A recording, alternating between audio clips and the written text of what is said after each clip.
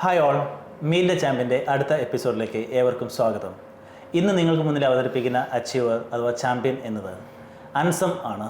Welcome അൻസം. Hi. അൻസമിനെ കുറിച്ച് പറയുകയാണെങ്കിൽ എല്ലാവരും കരിയറിനെ കുറിച്ച് ചിന്തിക്കുക 24-25 വയസ്സാവുമ്പോഴാണ്. അൻസം 23-ാമത്തെ വയസ്സിൽ ഇൻകം ടാക്സ് ഇൻസ്പെക്ടറായിട്ട് ജോയിൻ ചെയ്യുകയാണ് മൈസൂരിൽ. സോ അൻസമിനെ നമുക്കൊന്ന് സ്വാഗതം ചെയ്യുന്നു. അൻസം, ആദ്യത്തെ ചോദ്യം തന്നെ, എങ്ങനെയാണ് ഇത്രയും യങ് ഏജിൽ ഈ SSC മത്സര പരീക്ഷകളുടെ ലോകത്തിലേക്ക് എത്തിപ്പെട്ടത്? ഞാൻ ഡിഗ്രി BSc ബോട്ടണിയാണ് കഴിഞ്ഞത്. അപ്പം അത് കഴിഞ്ഞതിന് ശേഷം എനിക്ക് പ്രത്യേകിച്ച് പ്ലാനൊന്നുമില്ലായിരുന്നു. എന്താണ് ഇനി അടുത്ത സ്റ്റെപ്പെന്ന് അങ്ങനെ കാര്യമായിട്ടൊന്നും പ്ലാനില്ലായിരുന്നു. പിന്നെ അപ്പോഴാണ് SSC GDയുടെ നോട്ടിഫിക്കേഷൻ കാണുന്നത്. അങ്ങനെ ഈ SSC GDക്ക് വേണ്ടി ഞാൻ പ്രിപ്പയർ ചെയ്യാൻ തുടങ്ങി. അങ്ങനെയാണ് ഈ SSCയിലേക്ക് എത്തുന്നത്. അപ്പോൾ എൻ്റെ ഒരു കസിൻ്റെ ഹസ്ബൻഡ് ആണ് എനിക്ക് ക്യൂബിറ്റ് എന്ന് പറഞ്ഞൊരു ഇൻസ്റ്റിറ്റ്യൂഷനെ പറ്റി പറഞ്ഞു തന്നത്. അങ്ങനെ ഞാൻ ക്യൂബിറ്റിൽ വന്ന് ചേർന്നു. അപ്പം ഇവിടെ വന്ന് ചേർന്നേരം ഏറ്റവും കാര്യമായിട്ട് എനിക്ക് കിട്ടിയൊരു ഗുണം എന്ന് പറഞ്ഞാൽ നല്ലൊരു ഫ്രണ്ട് സർക്കിളിലേക്കാണ് എത്തിപ്പെട്ടത്. അപ്പം ഇവരെ കാര്യം എന്ന് പറഞ്ഞാൽ ഇവർ അത്യാവശ്യം നല്ല ബാക്ക്ഗ്രൗണ്ടും അതേപോലെ അത്യാവശ്യം ഐഡിയ ഉള്ള ആൾക്കാരായിരുന്നു. എക്സാമിനെ പറ്റിയും SSCയും അതേപോലെ നമുക്ക് അതുമായിട്ട് റിലേറ്റ് ചെയ്ത സെൻട്രൽ ഗവൺമെൻറ് എക്സാമുകളെ പറ്റിയൊക്കെ എഴുതാൻ പറ്റി അറിയുന്ന കുറച്ച് ഫ്രണ്ട്സായിരുന്നു. അപ്പം അങ്ങനെയാണ് ഞാൻ ഈ ഒരു ട്രാക്കിലൊക്കെ എത്തുന്നത്. അപ്പോഴാണ് എനിക്ക് മനസ്സിലായത് SSCയിൽ കുറേ എക്സ്പ്ലോർ ചെയ്യാണ്ട് GD അതേപോലെ CGL, CHSL, MTS അങ്ങനെ ഒരുപാട് എക്സാം, ഡിഫൻസ് ലെവലും ഒരുപാട് എക്സാം ഉണ്ടെന്ന് അങ്ങനെയാണ് ഞാൻ അറിയുന്നത്. അങ്ങനെയാണ് ഈ CGLനുള്ളൊരു പ്രിപ്പറേഷൻ തുടങ്ങുന്നത്. CGLൻ്റെ പ്രിപ്പറേഷൻ തുടങ്ങിയപ്പോൾ ഏതൊക്കെ രീതിയിലാണ് പ്രിപ്പറേഷൻ ആദ്യം തന്നെ കൊണ്ടുപോയത്? കാരണം നമ്മളൊരു 21-ാമത്തെ വയസ്സിൽ ഇതിനകത്തേക്ക് വന്നിട്ടുണ്ട്, ഡിഗ്രി കഴിഞ്ഞ പാട് 22-ാമത്തെ വയസ്സിൽ ആദ്യം എഴുതിയ എക്സാം തന്നെ ക്രാക്ക് ചെയ്ത് പോകുന്നുണ്ട്. CGL അല്ല, സെക്കൻഡ് അറ്റംപ്റ്റ്. ഞാനത് ഇവിടെ ചേർന്ന ഉടനെ ഒരു എക്സാം വന്നിരുന്നു. ഓക്കെ. അപ്പം റെഗുലർ ബാച്ച് തന്നെ ഉള്ളപ്പോഴാണ് അത് Tier 1 പാസ്സായില്ല. പിന്നെ അത് കഴിഞ്ഞിട്ടുള്ള രണ്ടാമത്തെ എക്സാമാണ് ഇത്. അതായത് 2022 CGLാണ് ക്രാക്ക് ചെയ്യുന്നത്. 21 ആണ് പാസ് ഔട്ട് ആയത്. അപ്പം 21 പാസ് ഔട്ട് ആയിട്ട് 23 ആകുമ്പോഴേക്കും ഒരു കേന്ദ്ര ഗവൺമെൻറ്റിനകത്ത് ഇൻസ്പെക്ടർ ഉദ്യോഗം മേടിച്ചിട്ടുണ്ട്. ആ പ്രിപ്പറേഷൻ എങ്ങനെയായിരുന്നു? ആ യാത്ര ഒന്ന് എങ്ങനെയാണെന്ന്? യാത്ര ഞാൻ ഇവിടെ തന്നെ കണ്ടിന്യൂസ് ആയിട്ട് ക്ലാസ്സിൽ വന്നിട്ടുണ്ട്. ഇവിടെ ആദ്യം റെഗുലർ ബാച്ചിലിരുന്നു, പിന്നെ അന്ന് റിപ്പീറ്റേഴ്സ് ബാച്ച് ഉണ്ടായിരുന്നു, അതിലിരുന്നു. പിന്നെ ഞാൻ അതിന് ശേഷം ഇവിടെ Tier 2 ബാച്ച് ഉണ്ടായിരുന്നു. ആ Tier 2 ഞാൻ ക്വാളിഫൈ ആയിട്ടില്ല, എന്നാലും ഞാൻ ആ Tier 2 ബാച്ചിൽ ഇരുന്നു. പിന്നെ അതിനുശേഷം ഇവിടെ മിഷൻ ബാച്ചിലിരുന്നു. അതിനുശേഷം ഒരു Tier 2 ബാച്ചിലൂടെ ഇവർ ഇരുന്നുണ്ട്. അപ്പം ഇവിടെ വന്നതിൻ്റെ കാര്യം എന്ന് പറഞ്ഞാൽ ഈ ട്രാക്ക് മിസ്സായി പോകാതിരിക്കാനാണ് ഇവിടെ വന്നത്. എന്ന് വെച്ചാൽ നമുക്ക് പഠിക്കാനുള്ള ഒരു പുഷ് കിട്ടാൻ വേണ്ടിയിട്ട്, എന്ന് വെച്ചാൽ നമ്മുടെ കൂടെ ഒരു കോമ്പറ്റീഷൻ ഉണ്ടെന്ന് അറിയുമ്പോൾ നമുക്ക് പഠിക്കാൻ കുറച്ചുകൂടി ഒരു ഇൻട്രസ്റ്റ് വരും. നമ്മൾ വീട്ടിലിരുന്ന് ഒറ്റയ്ക്ക് പഠിക്കുമ്പം എൻ്റെ കേസിൽ എനിക്ക് അത്ര ഒരു ഇതായി തോന്നിയില്ല. എന്ന് വെച്ചാൽ ട്രാക്ക് കൺസിസ്റ്റൻസി മിസ്സായി പോകുന്ന ഒരു കേസ് വരുന്നുണ്ട്. കമ്പൈൻ സ്റ്റഡി എത്രത്തോളം ആൻസമിന് ഉപകാരപ്പെട്ടിട്ടുണ്ടോ?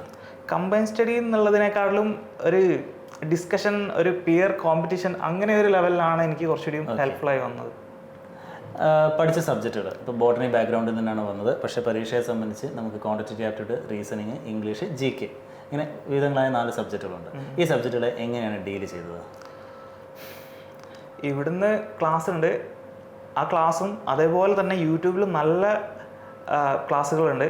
ഇപ്പം ഒരുപാട് ട്യൂട്ടേഴ്സ് ഉണ്ട്. അതേപോലെ ഇത് രണ്ടും കൂടി കമ്പൈൻ ചെയ്ത് പഠിക്കുമ്പോൾ, എന്ന് വെച്ചാൽ നമുക്ക് കിട്ടാവുന്ന എല്ലാ സോഴ്സുകളിൽ നിന്നും കമ്പൈൻ ചെയ്തിട്ട് നമുക്ക് പഠിക്കാൻ പറ്റുമ്പോഴാണ് നമ്മൾ നല്ലൊരു എന്താ പറയുക എല്ലാ ക്വസ്റ്റ്യനും നമുക്ക് പരിചയം വരുന്നത്. ഓക്കെ. അപ്പോൾ ഏറ്റവും ബുദ്ധിമുട്ടിച്ച സബ്ജക്റ്റ് അല്ലെങ്കിൽ ആ പ്രിപ്പറേഷനിൽ ബുദ്ധിമുട്ടിച്ച ഘടകം എന്തായിരുന്നു? GK ആയിരുന്നു. GK എങ്ങനെയാണ് ഓവർകം ചെയ്തത്? GK ഓവർകം ചെയ്തു എന്ന് പറയാൻ പറ്റില്ല. GK ഓവർകം ചെയ്യാതെ ചെയ്തിട്ട് നല്ല മാർക്ക് മേടിക്കാൻ സാധിച്ചു? അല്ല, ബാക്കിയുള്ള സബ്ജക്റ്റ് എല്ലാം നല്ലപോലെ സെറ്റാക്കുക. GKയിൽ പിന്നെ നമുക്ക് ആവുന്നിടത്തോളം എത്രത്തോളം എങ്ങനെ എന്തൊക്കെ ചെയ്തിട്ടാണ് നമ്മൾ സെറ്റാക്കിയിരിക്കുന്നത്? സെറ്റാക്കിയതെന്ന് പറഞ്ഞാൽ ഒന്നാമത് പ്രീവിയസ് ഇയർ ക്വസ്റ്റ്യൻ പേപ്പർ കുറേയൊക്കെ അതേ പാറ്റേണിൽ വരുന്നുണ്ട്. പിന്നെ എന്തായാലും ചോദിക്കുന്നുള്ള ചില സംഭവങ്ങളില്ലേ, ഏരിയാസ്, അതിപ്പം ലൈക്ക് കോൺസ്റ്റിറ്റ്യൂഷൻ, പൊളിറ്റി, അങ്ങനത്തെ ഒക്കെ എന്തായാലും ചോദിക്കും, അതെന്തായാലും പഠിക്കണം. പിന്നെ അതേപോലെ സ്റ്റാറ്റിക് GK ചില സാധനങ്ങൾ നമുക്ക് ബൈ ഹാർട്ട് പഠിക്കാൻ പറ്റിയ സംഭവം ഉണ്ടാവും. അത് ബൈ ഹാർട്ട് നമുക്ക് പഠിക്കാൻ പറ്റുകയുള്ളൊന്നുമില്ല. അപ്പം യൂട്യൂബിൽ തന്നെ കുറേ ട്രിക്കൊക്കെ ഉള്ള കുറേ വീഡിയോസും കാര്യങ്ങളൊക്കെ ഉണ്ട്. അതൊക്കെ ഫോളോ ചെയ്താൽ നമുക്ക് അങ്ങനെ പഠിച്ചെടുക്കാൻ പറ്റുന്നതേ ഉള്ളൂ. ഓക്കെ. അപ്പോൾ അതൊക്കെ എന്ന് പറഞ്ഞാൽ ഷുവറായിട്ട് എന്തായാലും ഒരു 2-3 ക്വസ്റ്റ്യൻ ചോദിക്കുന്നതാണ് എല്ലാ SSC എക്സാമിലും. അപ്പം ടോപ്പിക്കിനകത്ത് പരമാവധി സ്കോർ ചെയ്യാന്ന് പറഞ്ഞു. ആ അപ്പം ആ പരമാവധി സ്കോർ ചെയ്യാൻ എന്തൊക്കെ ചെയ്തിട്ടുണ്ടാവും? ഇപ്പം ക്യൂയുടെ കേസിലാണെങ്കിലും ഇംഗ്ലീഷിൻ്റെ കേസിലാണെങ്കിലും റീസണിങ് ആണെങ്കിലും, പ്രത്യേകിച്ച് മലയാളികളെ സംബന്ധിച്ച് എപ്പോഴും ഇംഗ്ലീഷ് പലപ്പോഴും ബുദ്ധിമുട്ടായിട്ട് പല മത്സര പരീക്ഷകളിലും വിദ്യാർത്ഥികൾ പറയാറുണ്ട്. അപ്പം അതിനൊക്കെ എങ്ങനെയാണ് ഓവർകം ചെയ്യുന്നത്? ഇംഗ്ലീഷിൽ നമുക്ക് പ്രത്യേകിച്ച് വരുന്നത് കോംപ്രിഹെൻഷൻ, അതേപോലെ ഗ്രാമർ, പിന്നെ വൊക്കാബുലറി. ഈ 3 സംഭവങ്ങളാണ് SSCയിൽ മെയിനായിട്ട് വരുന്നത്. അപ്പം കോംപ്രിഹെൻഷൻ, റീഡിങ് കോംപ്രിഹെൻഷനിൽ നമുക്ക് എന്താ പറയുക, ഹിന്ദു എഡിറ്റോറിയൽ അതൊക്കെ തന്നെയാണ് കാര്യമായിട്ടുള്ളൊരു സംഭവം. ഓക്കെ. പിന്നെ ഇവിടെ ക്ലാസ്, ഇംഗ്ലീഷിൻ്റെ ക്ലാസ് പറയുകയാണെങ്കിൽ ഇവിടെ Yusuf sir class, Ashwin sir ക്ലാസ്സൊക്കെ ഉണ്ട്, നല്ല ക്ലാസ്സാണ്. അതും അതിനോട് കൂടി തന്നെ നീതു സിംഗിൻ്റെ പ്ലിൻറ്റ് പാരമൗണ്ട് എന്ന് പറഞ്ഞൊരു ബുക്കുണ്ട്, അതും കൂടി റെഫർ ചെയ്ത്, അത് കമ്പൈനായിട്ട് റെഫർ ചെയ്തിട്ടാണ് ഞാൻ ഇംഗ്ലീഷ് കാര്യമായിട്ട് നോക്കിയത്. പിന്നെ ആപ്പുകളുണ്ട്, ടെക്സ്റ്റ് ബുക്കൊക്കെ പോലുള്ള ആപ്പുകളുണ്ട്.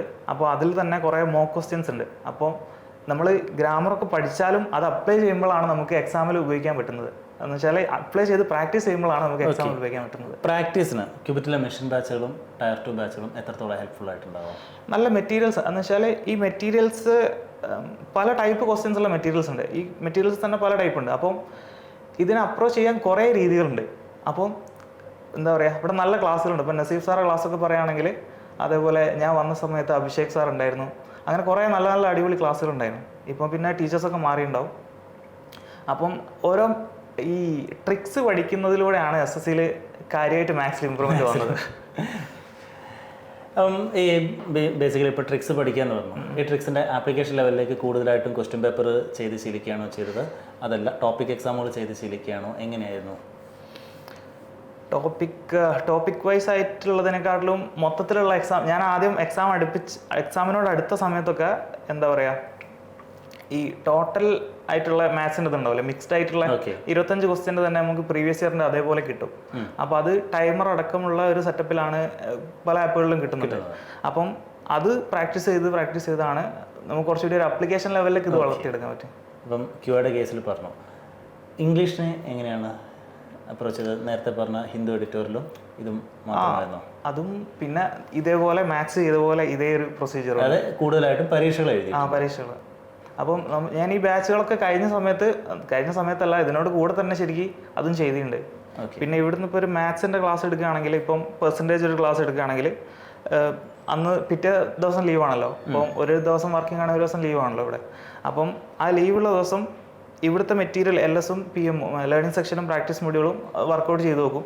അതിൻ്റെ കൂടെ തന്നെ യൂട്യൂബിൽ നോക്കിയിട്ട് ഏതെങ്കിലും ട്രിക്സ് ഉണ്ടോ എന്ന് അതും നോക്കും. അപ്പോൾ നമ്മൾ ഈ എല്ലാ ഡേയ്സും ഫലപ്രദമായിട്ട് ഉപയോഗിച്ചെന്നാണ് ഞാൻ മനസ്സിലാക്കുന്നത്. അതായത് നമ്മുടെ ആഴ്ചയിലുള്ള ക്ലാസ്സുകൾ കൂടാതെ തന്നെ അഡീഷണൽ ആൾട്ടർനേറ്റ് ഡേയ്സ് കൃത്യമായിട്ട് ഉപയോഗിച്ചു.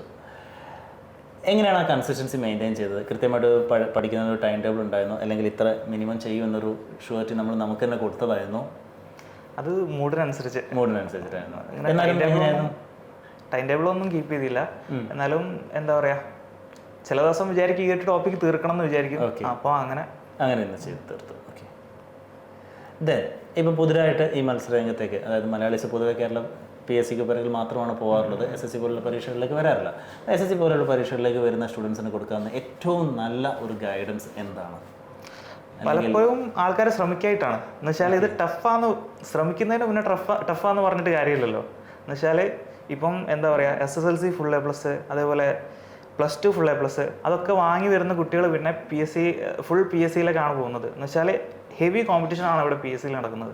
പക്ഷേങ്കിൽ SSCൻ്റെ കാര്യം എന്ന് പറയുകയാണെങ്കിൽ ആൾക്കാർ ട്രൈ ചെയ്യുന്നില്ല.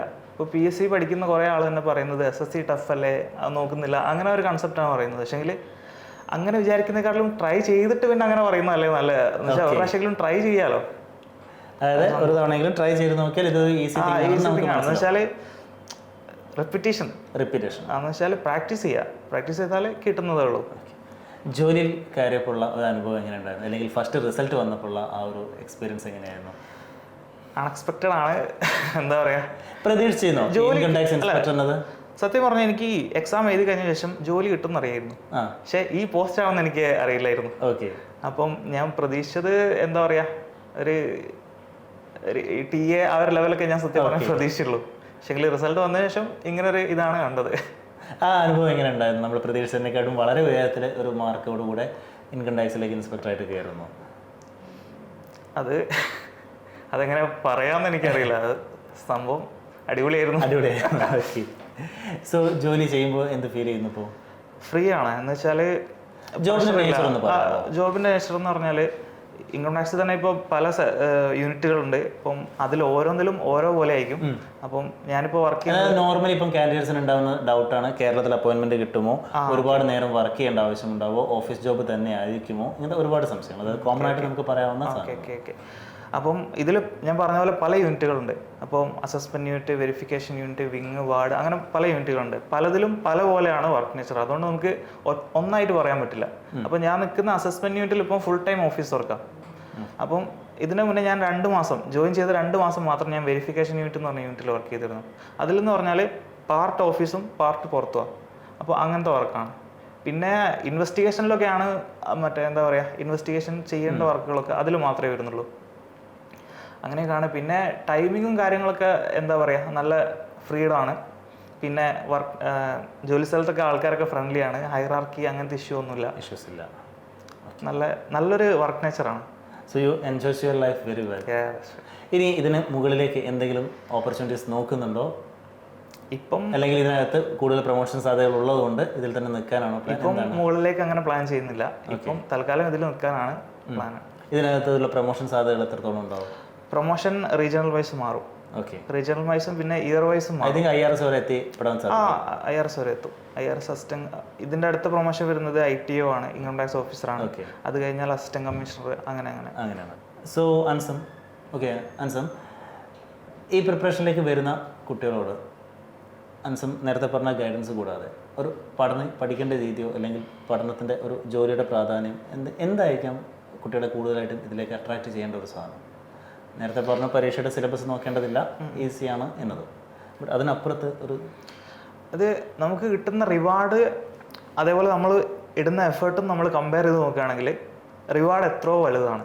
എന്ന് വെച്ചാൽ ഈ റിവാർഡിനെ കമ്പയർ ചെയ്യുമ്പോൾ ഈ പ്രിപ്പറേഷൻ ഒരു വലിയ സംഭവമല്ല. ഓക്കെ, അത് തന്നെയാണ് കാര്യമായിട്ട് പറയാനുള്ളത്. സോ അൻസമിൽ നിന്ന് നമുക്ക് ഒരുപാട് വാല്യുബിൾ ആയിട്ടുള്ള ഇൻഫർമേഷൻ കിട്ടിയിട്ടുണ്ട്. So thank you Ansam. മറ്റൊരു അച്ചീവറുമായിട്ട് വീണ്ടും ഒരിക്കൽ കൂടി കാണാം.